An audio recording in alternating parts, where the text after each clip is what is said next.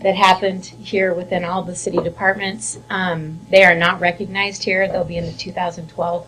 They were paid out in 2012. So that 748 number is going to go up quite a bit, as well as the numbers, obviously, that we've given back to the city. So I'll just start from the top. As far as economic development support, we've given $6,600, and that support is through our partnership program. We support the local FIDA. Any other, if there's anything that they need for as far as banners or website development, labor shed studies, any of those things that are important to the development of your community, we will help assist with.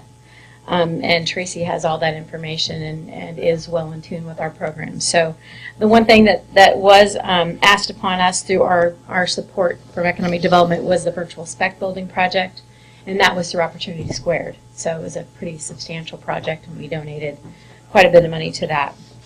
And again, these are all aggregate numbers, so if you want these broken down, I can certainly provide that for you.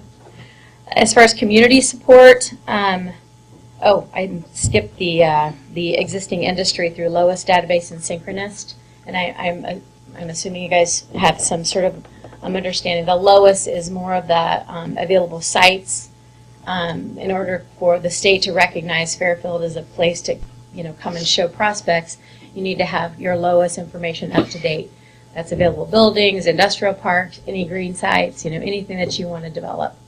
And we help, we assist with that. We actually pay the fee for all of our communities.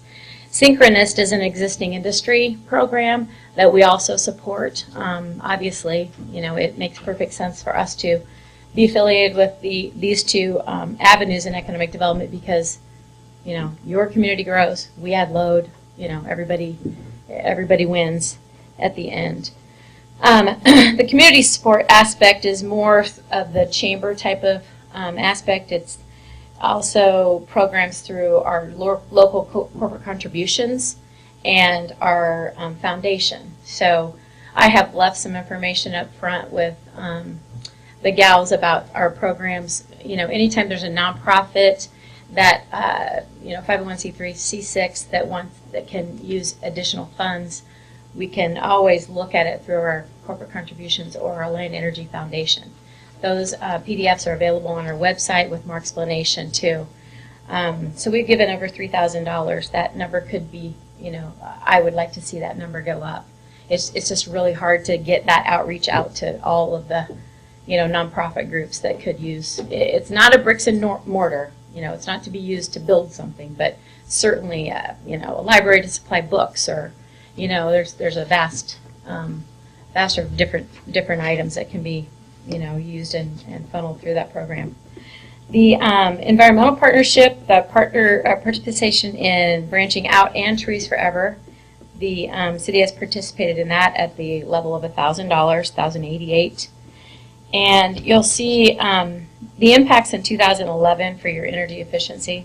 And the other thing I wanted to mention too is obviously your hometown rewards program is going to be very well documented in the 2012. I didn't add that here because we really haven't, we're sort of just getting off the ground. So in 2012, I'm anxious to see what the numbers come in from our DSM group. So you'll see in 2011, there were 748 rebates that were applied for, and the impacts on KWH and therms. I've just kind of done a little chart there to kind of show you how that works with metric tons and vehicles off the road and areas, acres in forestry and gallons of gas, which is just kind of interesting to look at in your spare time. Mm-hmm. As far as community infrastructure investments, our company has invested, you'll see, nearly $1 million between our electric and gas infrastructure in the city of Fairfield. So those are pretty substantial numbers, and we're happy to go out and make sure that everything is reliable. We want your power to be reliable. We want your citizens to be happy, and we don't want to have any outages in any sort of length. So obviously that investment is made to ensure all of those things. Jefferson County Fairfield and Jefferson County taxes. So these are the taxes that we pay to have our facility in your community. And so there's a combined, that's what we pay in Jefferson County, $352,000, in Fairfield for gas and electric 272. And our operating facility, as you know, we have 16 people. We have 16 people in the community that work from here and surrounding areas. So, just kind of a small, snapshot of how our partnership works. I've really enjoyed working with Jeff over the past year. He's, really been able to, spearhead some of these things that I think we've really taken off the ground. Michael, you were really great working on the feasibility study and moving towards all the rebates for all the different department heads, and so I appreciate your business, and I look forward to our continued relationship. Does anyone have any questions? Yeah. Lori, can you tell us more about the Alliant Energy Foundation? You said last year they only gave grants out of like $3,000, but you kind of indicated that there's probably more money available. Absolutely. There's two buckets of money. There's our foundation money, and then there's the corporate contributions. The corporation gives our zone, so I'm part of the Ottumwa Fairfield zone, they give us X amount of dollars for nonprofits. Okay, so that money can be used for ball teams or for, advertising, anything that's kind of, there's kind of, we try to, after prom, relay for life, there's just really it's endless, the amount of people that, try to apply for us. Now, the foundation is a completely different thing. So that is, that's set apart for bigger projects, larger projects. I'm trying to think of some examples of, we've assisted with, there was a community that was looking for stuff for their Heritage Foundation. So we helped with, with furnishing the information, everything that goes in that. So people, if there's a grant that somebody wants to apply for, certainly steer them towards the foundation if it's a larger amount. Corporate contributions more on the smaller type of thing. Great, good to know. So yeah, it's I don't think that it's really hard to get the word out because there's two buckets of money and we don't have just one little sheet that says here, So for your corporate contributions, what's your average contribution? It's quite small, like up to $2,000 probably, right. And the other 10,000 maybe. Yeah.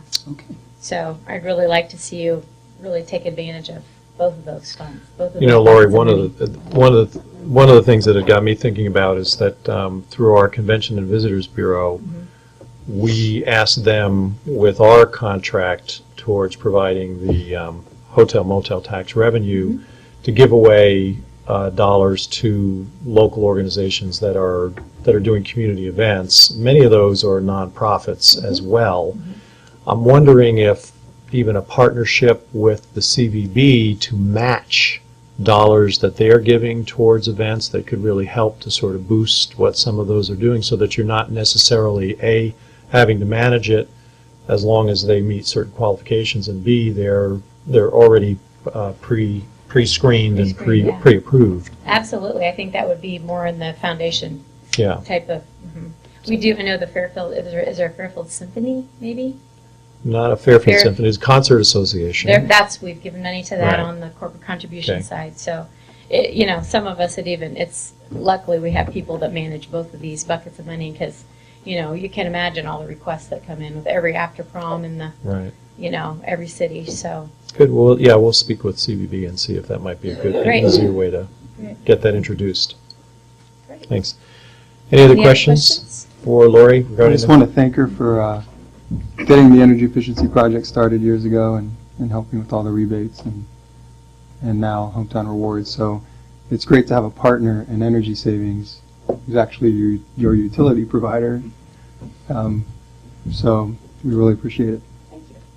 Yeah, we do appreciate it, Lori, and we know that a lot of work has gone in already to the planning stages for the Hometown Rewards project, and it will get kicked off next month. Yep. So we're looking forward to that, and we do appreciate the partnership. Great. Thank you very much. Thank you. Okay. Appreciate it. Okay, next we have a request from Sunnybrook for a carnival. There's permission. Is Connie Griffin? Yes. Yes, hi, Connie. I'm just here to see if it'd be possible to close off Highland Street. What would we say? Like, is it Adams? To Madison. Yeah, to Madison, just for one day for a carnival, for safety purposes. The balls going out in the streets, and Okay. it's from 11 till dark. Okay. Just a one day. And Council, you have a map along with their application, so you can see where it is.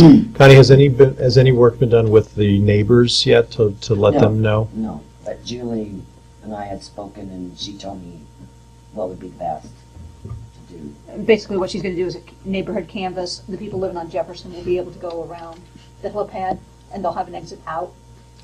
There's 2 residents, Randy Cooksey's house and the neighbor to the north of him. She's going to coordinate with them so that they park elsewhere so they can get out. And those are the only 2 houses that will be blocked in while the carnival's going on. Okay. Is this part of the Relay for Life? Or, Yes. Oh, it is. That's so. That'll be their main event right there this year. Then is that It's it? one of the main events. One of their main events. Yeah. I see. That's next month, April 21st. March 31st, they're having the Spaghetti 50s dance auction.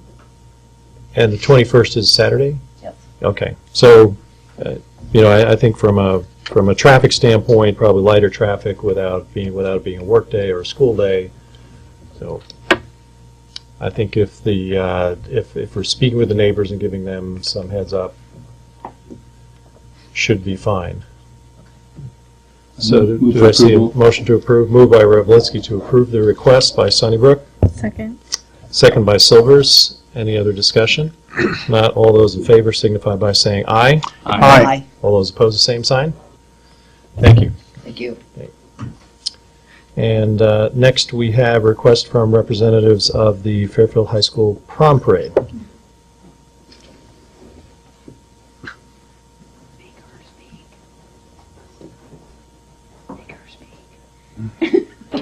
I knew this was going to happen. We would like to request to be able to block off portions of Broadway Street for approximately 2 hours for our high school prom parade on April 14th. Okay. Hard to believe it's Main that time already. Broadway and Main, I'm sorry. They in want to front close the off Civic Main Center. between Broadway and... Main between Broadway and between Briggs Burlington. and Hempstead, sorry. Yes. Briggs Yes. and Hempstead. You know what I'm Right in front talking of the Civic about. Center. That block right in front of the Civic Center so they can set up the bleachers for the prom parade and get the red carpet out. And Great. As And well as Broadway. Yes, as we're coming up from the high school for the parade. There's Well, that would be a parade. the annual route. parade. Yeah. But it's So going to be you're- a very short period of time, so that's not an You're issue. back at the Civic Center this year? Yes. Okay. Right. But they'll have to set up the bleachers. Good. So your map then is the parade route, which is fine, as approved by our chief. The request then is for street closing of North Main between Briggs and Hempstead. Yes. Got it. Okay. Council, entertain a motion to approve. Move to approve. Moved by Hallie. Second. Second, Tony Hammis. I'm going Tony. So, any other discussion? Not all those in favor signify by saying aye. Aye. All those opposed, same sign? Thank you. Thank you. Tony, you got to make more motions to get used to calling your name, your last name. They kept going, Tony, Tony. That works for me. No, that's all right. All right, you want to just everybody go first names? I'm good with that, too. Thanks for understanding. Okay, next, council will move to our resolutions and action items ordinances. First, we would like to set a public hearing for the 2nd Street Sewer Repair Project. That would be at our next council meeting on the 9th. So just entertain a motion to set that as a public hearing. So moved. Moved by Hamilton. Second. Second by Hammis. All those in favor? Aye. Signify by saying aye. All those opposed, the same sign. Thanks. I'm glad I passed that pop quiz. All right. Next, we'd like to set a public hearing for the Kirkwood Water Project, and that would be for the same date. And again, we're just setting a public hearing. So moved. Moved by Hamilton. Second. Second by Hallie. Any other discussion? All those in favor signify by saying aye. Aye. All those opposed, the same sign. Thanks. We will set a public hearing on the plans, specifications, form of contract, and estimate of cost for the construction of street paving projects for 2012. So that would be the collection of projects that we've discussed in the past. And again, we'll set that public hearing for April 9th. So moved. Moved by Hamilton. Second. Second by Silvers. All those in favor signify by saying aye. Aye. All those opposed, the same sign. Thank you.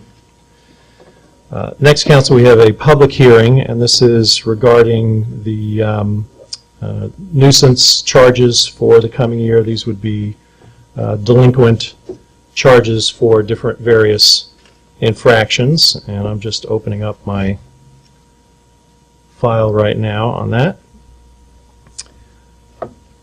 You have a list for our nuisance abatement. This is a public hearing.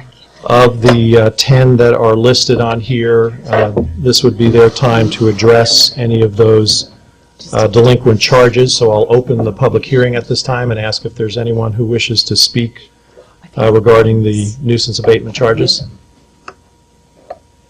Okay. Not seeing anyone wishing to speak, I'll close the public hearing. Council, you've reviewed these 10 charges. What is your wish?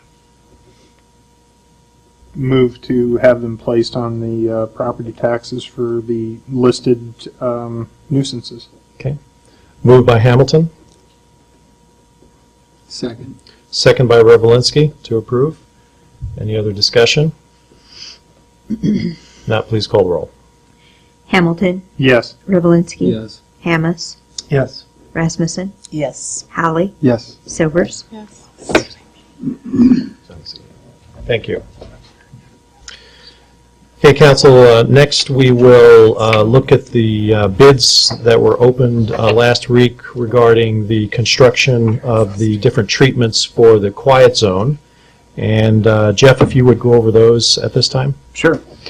We opened bids just a few days ago, and the information was in your packet. I'll read those bids so everyone can see or hear the final results. Drish Construction was the low bid with a total amount of $228,811.75. Very close in second place, MJ Daly of Burlington. That's the company that completed their quiet zone construction. $229,041. So only like $230 difference. And then the other bid was from Wesley Barton Construction of Mount Pleasant, $247,763.10. Most are aware the engineer's estimate was a little over $200,000, but this project had, there was a couple of delays, and I think the contingency changed, and so that's probably a little bit to why the numbers came in a little higher than what the original estimate was. So final recommended award bid $228,811.75 from Drish Construction, of course, of Fairfield. Okay. Thank you, Jeff. Now, we wanted to have a discussion about the remaining costs for the project. There have been some discussions earlier this week with the group that has been raising private funds to pay for this. We have a low bid. We have a local contractor. We want to get that approved tonight. That bid been approved yet, or Been should we reviewed. approve the bid first and then have the discussion about? That's what I was financing? kind of bringing this up for. I would say to move ahead and approve the bid. I would move to approve the bid Yeah. from Drish Construction.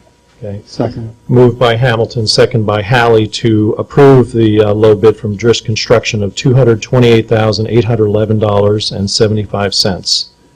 Is there any discussion? I think they're aware that it's contingent upon all the financing getting lined up, which I guess we would discuss next. Correct. Okay. Okay. Any other discussion? If not, please call the roll. Hamilton, Yes. Howley, Yes. Revelinsky, Yes. Hamas, Yes. Silvers, Yes. Rasmussen. Yes. Thank you. Now, Jeff, you've prepared a memo of costs, and if you would just go over that, and we'll talk about that remaining balance and how that's going to be covered. Sure. As part of your packet, there was a memo included that, of course, was on the internet for a summary of what's happened with this project in terms of total cost and then anticipated funds available to pay. So I've summarized that, and I'll go over that briefly. Construction costs we just discussed, $228,811.75. Engineering costs overall, $32,600. Total project cost, $261,411.75. And then the four scenarios below that are all areas of funding that were talked about in subsidizing some of the costs of the project. The first was $25,000 of the $40,000 received from Burlington Northern for the closure of 3rd Street. DOT reimbursement, that reimbursement's estimated at $7,500, so we're holding $2,500 for acquisition of the signs required and applying the additional $5,000 towards the project. City share of engineering, and I did this calculation, this was a rough calculation, 20% of that $32,000, which represents the piece of the street that has to be improved to accommodate the actual development of the quiet zone area on Court, and that's $6,520. And then the city share of construction for Court Street of $15,000. Total of those four numbers, $51,520. If you subtract that from the original project of $261, leaves a balance of $209,891.75. And then subtracting $100,000 that the Quiet Zone group in their fundraising has already paid the city a few months ago in December of $100,000, leaving a balance to complete the project of $109,891.75. Okay, thanks, Jeff. So, again, the going forward on this was always contingent on being able to fully fund it in a way that Jeff has just described from the city's portion and also the private funds that have been raised. And with the bids, the construction bids coming in about $26,000 above the engineer's estimate, and also engineering fees being factored in, there's about a $50,000 gap between what was expected and anticipated by the group that is still raising the private funds. So in discussions that we had with Jeff earlier in the week, there was a thought to see if we could somehow come up with what would effectively be about half of that money in addition from the city side, of which $10,000 of that could come in-kind services. That is part of the that's part of the contract. It's part of what Jeff feels he could take off of there, which would be seating and putting up signs, something that our own crews could do, which would leave about $15,000 in cash that we could potentially look at helping. And Jeff has had discussions with Michael Halley and myself about where that could potentially come from, and I just thought he could talk to the council about that and see if they would be agreeable. If we can come up with this kind of a total as a match, the Quiet Zone funding personnel feel that they can get one or two significant donors to match that right away, be able to get the full cash amount into the city as quickly as possible, because they have a balance of approximately $60,000 right now. So, Jeff, if you can talk about where we might be able to do that. Other available funds, as you know, our budget is always a work in progress, and especially with the submittal in March for next fiscal year, we've already had one definite change from what was approved in our final budget, which was 227th Street East, which I think everyone's aware now the county has removed from the project, and so since the county chose to remove it, so have we. We had actually set aside $51,000 for the city's share of the cost of improving that street. That's, of course, that area near the DOT office, and now that project is not just on hold, but that's been eliminated. So there's no anticipation that's going to happen anytime soon. So we have the $51,000 in the budget for next year and an additional $15,000 that would be dedicated towards the engineering of that project. And this is money that hadn't been paid. This isn't the advanced engineering. This would be the actual final, like the inspection observation type work. So all told, there's $66,000 of funds in next year's budget that now have not been committed due to the cancellation of that project. So we felt that, you know, the engineering fees, again, would make the most sense. We're not removing any dollars that could go towards the construction of streets if we were to add something to our own projects, or if some of our own projects were to come in overbid, or if there's something we could add, or just carry it over to our next year's 2013 program. So that was just the proposal that was discussed. I'd open it up for discussion among the council to see. I mean, my personal feeling is that it would be a quick way to really put this to bed. You know, we're also, I was kind of reflecting back towards when we started this project, and it's quite some time ago, really. And the first step that we took towards going in the direction of a quiet zone was on the encouragement of Burlington Northern Railroad to show good faith, was to begin to close some of the streets that would be included in this. And we went ahead and did that with 8th Street 5 years ago, you know, I would say at least 5 years ago. And in closing that street, the city received $40,000 from Burlington Northern and another $7,500 from the DOT, of which we used some of those funds to put up the barricades and things. So we, at the time, the intention of the Ways and Means Committee was to hold in reserve $25,000 that could be used later for any future maintenance on what was going to be constructed, but the balance of that could be utilized towards the construction of the quiet zone. And because it's taken so many years to develop and to be approved, we still have those dollars in our budget as well, and with the intention of having given that money to the quiet zone. So I think there are a number of ways I think we can justify our participation. But anyway, that is up to your desires to move this forward. Well, if I may speak, another justification is that when the budget was starting to be put together in these last couple of years since I've been part of this project, it was understood and it was told to the private group who's been fundraising that they did not have to cover the cost of reconstruction of Court Street. That street reconstruction is a city responsibility, and if we needed to do anything, any work to fix the street where the median would then be built, that the city would take that on and not expect private citizens to fund that. So it's very fair in that regard to kind of stay true to our word on that and do that construction work ourselves. Maybe it's not the most high priority street, but it's similar to if you're doing a street reconstruction and there's a sewer line that can be fixed while the street's up, you do it. So if we're going to be putting on a median on a street that needs some work, it's not just the street, but the 2 stormwater intakes there on North Court, just north of the tracks, need to be fixed.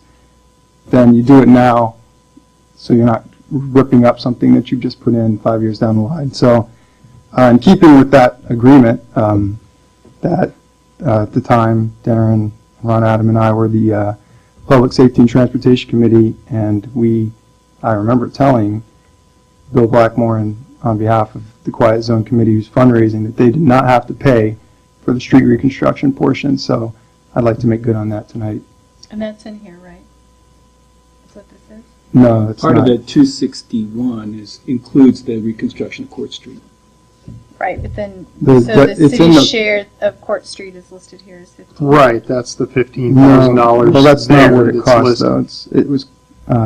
You're engine- saying yes, and he's saying no. Well, let me explain it. Jerry Long said the cost of the reconstruction is closer to $22,000, and that's in the total construction cost of the project. But when we started working on the numbers, we told the Quiet Zone Committee they didn't have to pay for that. Right, but the budget in the council memo here represents 15,000 of that 22,000, which would mean there's a $7,000 difference is all. Well, Or a the little 15, over. yeah, the 15 was, And that 15 came from the 40,000 of the closing. And initially, it was thought it was going to be 25,000 for the closing. We appropriated the 25,000, plus we're also giving more than 2/3 of the 7,500 from the DOT for the quiet zone. So that's 30,000 from that closing that is currently going towards quiet zone money that the committee does not have to raise. Myself, I think I would just look at the $15,000 that we have available to us from not doing work on 2/27th and moving that into the city's portion of contribution to this project, and also looking at the costs that Jeff had just mentioned, where we would do grading and seeding and some of the miscellaneous expenses that go along with putting up signage and buying signs, those kind of things, to the overall project, which would probably put us in the neighborhood of near $25,000 contribution to this overall project beyond what we have set aside from the closings out there. Great. So would you make that a motion, Darren? I would move that we do that. Okay. I'm trying to make sure I get that. I'd agree with that too. I think the money that's for the roads should be kept for roads or for our sewer issues, that kind of Right. stuff. The $51,000 that Correct. has been set aside for construction of 2/27th needs to be used for streets that I know still need to be seal coated that we didn't get covered in the last year's program. I know we can come up with a lot of different places to do patching yet. Yeah. I know I've seen a lot of saw cutting going on, and we're doing a lot of our own patching now. And we're going to be getting started on that. We can use that money on the existing streets. We aren't going to be looking at doing much reconstruction work coming up in the foreseeable future. D Street is going to be a street project that's being done, but that was money that's coming from federal aid. So, I don't want to sound like a broken record, but we can at least make up a difference of approximately $25,000, I think, which would only leave the Quiet Zone Committee with closing in on about $20,000 to $25,000 themselves above the $60,000 that they currently have on hand. Right. So Jeff, is that how you're understanding what would be the total city Yeah, so contribution? it would take that 109 down to $85,000. So with 60 in escrow would leave them to raise 25. So That's what you're saying? That's what I'm So saying. then I can support that. then our total will be an additional 10 on the, and I'm sorry, my iPad just quit. So. The 15, I that give up. you're just, the 15 that That's why I'm you're trying to be removing clear. from the budget for next year, yes. And then the additional amount that they talked about is actually what we're going to buy down on the contract Buy down. by Okay. doing some in-kind things in-house. 15 and then 10 in kind Right. equals 25 off of the 109 Mhm. equals about 85. Right. Correct. It comes up to 84 roughly, but 85 is close enough. And is there still money left over from what we've already received from the closing of the streets besides that, or is that already in there? not from Including Third the Street. crossing. All of Third Street's in the budget. What we did 5 years ago with 8th Street, we probably used in some other way already. So, pretty but no, much water over everything that Bridge. we're going to receive or we have received for Third Street is in this right now. I So- guess I feel the same way that Darren sort of expressed. I mean, I think that if we give this additional, it's still, I think the committee still has an obligation to fulfill the commitment that they initially made. Yeah. And, I mean, I think we certainly are giving them some assistance, but I really feel that, they still have the obligation. Yeah, they do, and in our discussions, they feel highly confident that they'll be able to finish That that they up can very complete it. quickly. And I think, in particular, with the move that you're making tonight, it'll make it easier for them. So, Tony, did you want to second the? I'll second. Okay, second by Hamas. Any other discussion? Now, please call the roll. Hamilton, Yes. Hamas, Yes. Silvers, Yes. Rasmussen, Yes. Hallie, Yes. Revelinsky. Yes. Okay, thank you very much. So for our Quiet Zone organizers, then you'll work as quickly as you can on getting the balance in, and then I guess we'll receive those funds when you have them full. Yes? So what I understood the math, which is pretty good, so I thank you all for that, is we need to come up with $85,000 more Roughly. from the city Correct, committee. correct. Okay. Correct, that is the simple math, 85,000 My more. understanding is that you already have 60 of that in the bank. Yeah, about 56. Okay, That, We'll have to come up with another. okay. All right, very good. We'll move on then to first reading of our ordinance for the water rates. Thank you all for your attention on that project. I'm going to go raise some money. Okay. So is there a committee member that would like to discuss the proposed water rate raise?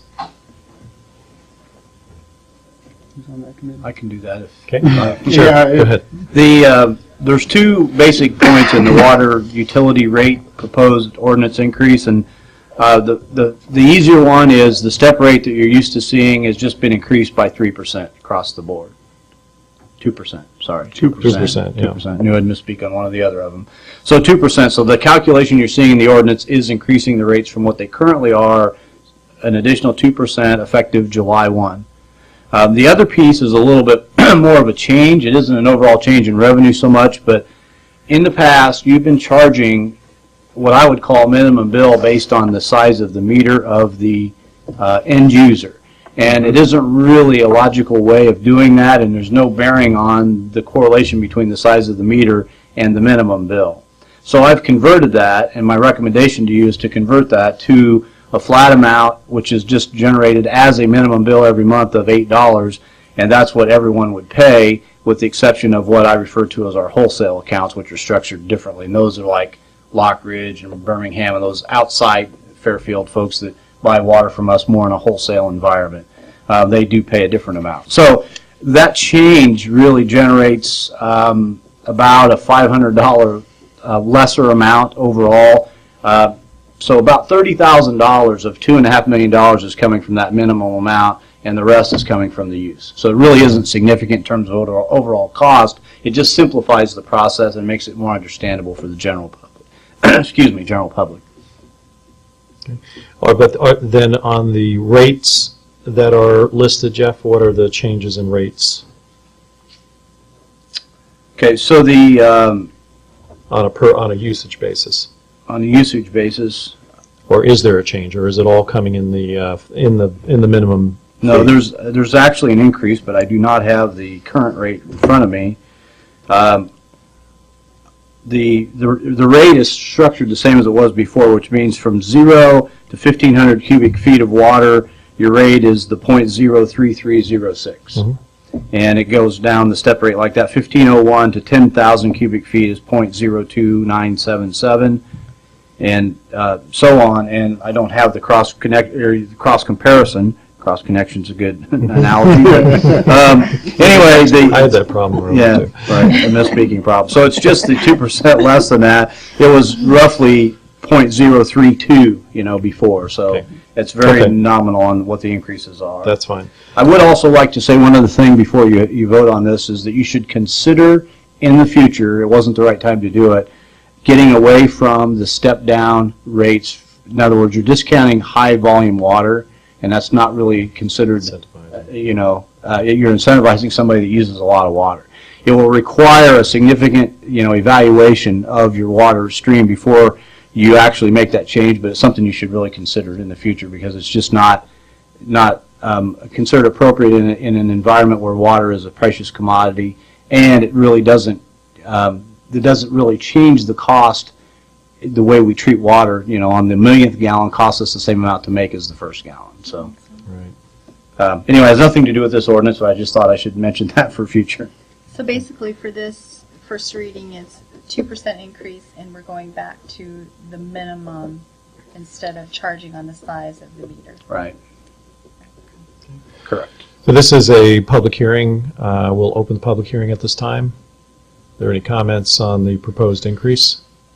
Not seeing any comments, I'll close the public hearing and ask for a motion to approve the first reading to the second. Move. So moved. Moved by Hamilton. Second. Second by Rasmussen. Any discussion? Not, please call the roll. Hamilton. Yes. Rasmussen. Yes. Silvers. Yes. Revelinsky. Yes. Hammes. Yes. Hallie. Yes. Thank you. Next, council, we have also the first reading of the sewer rate increase proposal. Thank you. And I know this is coming back to us from committee. Is there a recommendation from the committee on the ordinance and the thinking going forward? The utility committee wants to approve this rate increase. We had, as a member of the Ways and Means Committee, we had discussed it there and decided that it shouldn't be done through that particular committee, unlike the water ordinance that we just increased our rates with. And our committee discussed what we physically needed in order to keep pace with the work that's going to be going on here in the city coming up. We have some lining projects that we're going to get started on here that we just had a letting on at our last council meeting. And we felt that we did need to have a 3% rate increase for this fiscal year at least coming up. And so it was with that line of thinking in mind that we're bringing this amended ordinance for increasing by 3% the sewer rates. Okay, thank you, Darren. Any other comments from the council?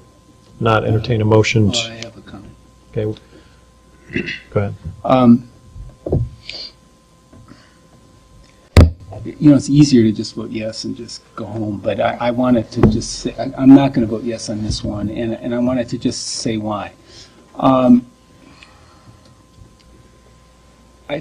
The reason in Ways and Means that I was discouraging raising the sewer rates right now is because, according to the budget, we had enough money this year. We're taking in enough money this year to cover the current year's expenses.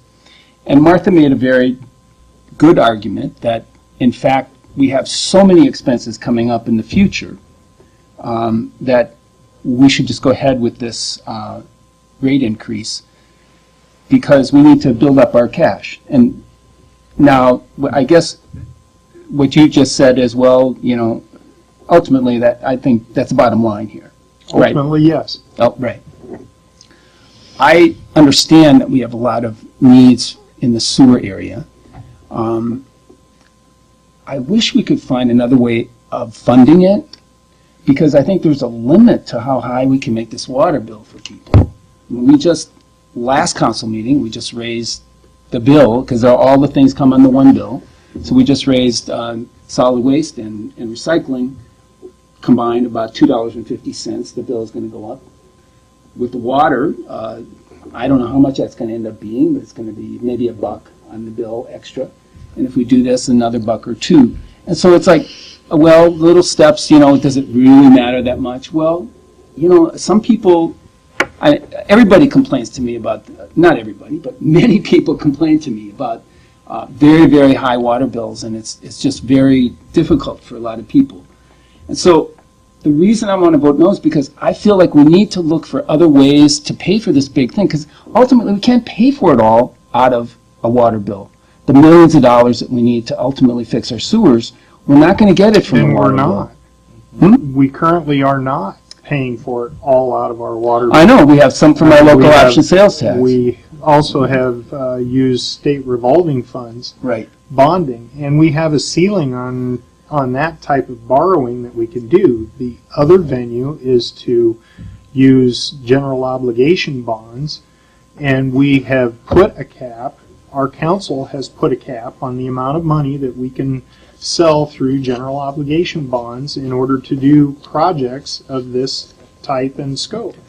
So Darren, we've looked at all kinds of different funding. It's not that we haven't explored other options. Yeah, I'd also like you to talk about how our approach is more frugal in a way in terms of how we're approaching this. So ultimately, it will be less money on our property owners for the way that we are approaching this. You and I were talking about Washington, Iowa. If you drive Highway 1, you'll see that they're building a completely new plant, $28 million plant. Mm-hmm. And I'm going to research that this week about what their water and sewer bills are going to do to pay for that. Well, they did a But majority of that thing is- project, again, through general obligation bonds and a majority vote by the citizens of Washington to bond for that money.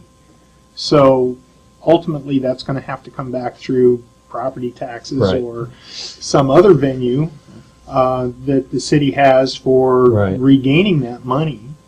And I guess the one thing you always have is the control of your own water use also. Right, There are things you that you do. can do in your own home to reduce water flow, and that reduces both your water and your sewer bill too. And those are the kinds of options we have. But this is the way government is run. It's these utilities are fee based and they're user based. Yeah, they're user-based. And there isn't any free money to go around. This is a country this is a problem that's going on Again, all as over we the spoke country. earlier, it's in the city of Washington. They had a problem with the size of their plant and the operation of their plant. We don't really have that problem here. Our plant, if we can reduce the volume of water Right. that infiltrates our system, we can use the current plant that we have with doing minimal types of upgrades. And a lot of government grants, a lot of federal tax money that's given out to cities to work on their sewer problems is centered around your plant and trying to get your plant upgraded. And that's truly not our problem here. Our problem is what's underneath our streets, our infrastructure, and that's the portion that the city of Fairfield has not kept pace with. And in order to keep pace with that, we have to find other revenue streams in order to accomplish the work that it takes to reduce that amount of water coming in. And that first project that I was talking about, the lining of the sewers, has resulted from televising that we spent a considerable amount of money on over the last 3 years. And the money that was used to do that televising came from increases that we have had in our sewer rates. And again, it's all based on how we can reduce what infiltrates our system so that we don't have these overflows. Because if we continue to have the overflows, and instead of paying for improvements and upgrades to our system to stop them, we're going to be paying fines to the state. So you have that other alternative looking at you as well, And I'll add too, Darren made a good point where we have not kept pace with the rates. We had many, many years where our water and sewer rates were very low compared to other cities, and and that's what's put us in the position that we're in now. And I used the example at our committee meeting. We have multi-million-dollar projects ahead of us. It's like buying a house. You don't wait until the day you want to sign the agreement to start saving for your down payment. So I hate it. I hate raising water rates. When I write that check, I'm not any happier than anybody else. But I also recognize that, we had several years where they were, below average as well. So and now we're paying for it. Well, you sort of talked me into it. But I think this was a good discussion because people need to understand these things, because it is pretty infuriating when you see that water bill to be that high. You sort of talked me into it. I respect your no vote, John. I'd vote no too if we didn't need to do it.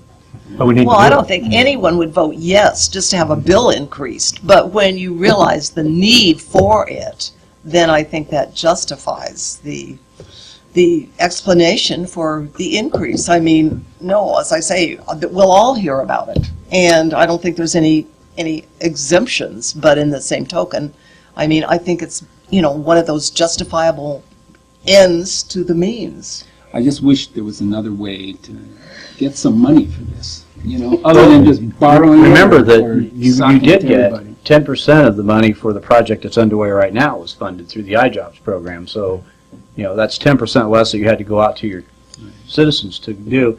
One last thing I'd like to say, because I've been beating up the office staff for 2 years about this, and Joy knows where I'm going with this. It's not a water bill, it's a utility bill. Right. And I think I know you guys get this, but I want to say this for everyone's benefit.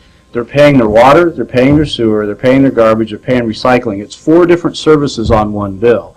And it's really important that they understand that when we raise these, that only the portion dedicated to the sewer is what you're using to fix and maintain and improve these sewer things that you're being required to do. Not the water, or not commingled. They're all separate funds, like they're all separate businesses. And I hope everybody understands that that's why you're doing it separately and tracking it separately, because that's where the need is.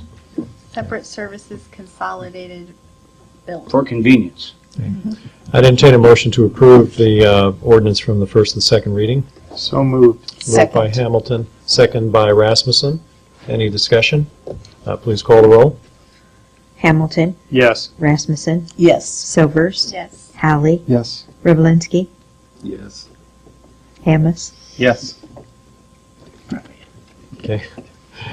Thank you. We will have 2 more readings. We'll see what comes up.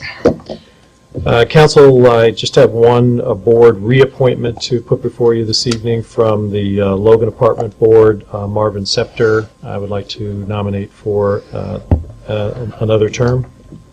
So moved. Second. Moved by Silvers, second by Hamilton.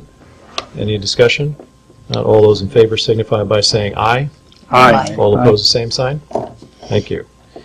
Let's see. We have listed committee reports. Are there reports from committees this evening? No? Okay. So these you have just received. We've received some reports, but go ahead. Yeah, I do have some comments about the Okay. Ways and Means Committee Sure. report. There isn't any action that's needed by the council on this, but John, you were unable to attend when we spoke about that's right. a proposed ordinance for fee-based use of the square during special events. We talked about an event organizer is to administer how fees would be collected around the square at a special event. The vendor fees then would be brought to the city and then funneled back to each event organizer. It would be their responsibility to do this type of collection. The overall goal is to allow events such as Art Walk or the Live on the Square or Kiwanis Kids Day to be able to increase their revenues by allowing different vendors to be able to do things on the sidewalks around. Currently, I could go up to the square on a First Friday's Art Walk, set up a card table, and sell Girl Scout cookies if I wanted to, as an example, and there wouldn't be any real way to prohibit me from doing that, or for the event organizer to say, okay, there should be a fee that you need to pay in order to do that during this event, because if it were not for that event, you would not really want to sit up there with a card table and sell Girl Scout cookies. So in the future, the Ways and Means Committee is probably going to refine the ordinance a little bit with some of the suggestions that were brought up by both Connie and myself, and then bring it back to the council. And I think we want to include John in the discussions that we had at that particular meeting. So that was all I wanted to talk about. Okay, thanks. Thank you, Darren. If there aren't any other committee reports, then I'd entertain a motion to adjourn. Move to adjourn. Moved by Hamilton, Second. second by Silvers. All those in favor signify by saying aye. Aye. All those opposed, same sign.